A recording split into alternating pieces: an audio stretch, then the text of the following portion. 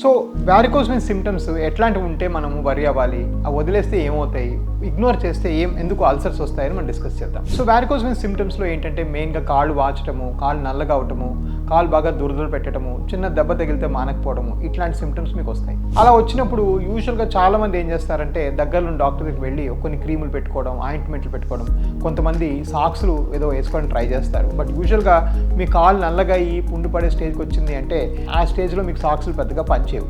అలాంటి స్టేజ్లో మీరు ఇగ్నోర్ చేసి సరైన ట్రీట్మెంట్ తీసుకోకపోతే మీకు కాళ్ళు పుళ్ళు పడతాయి.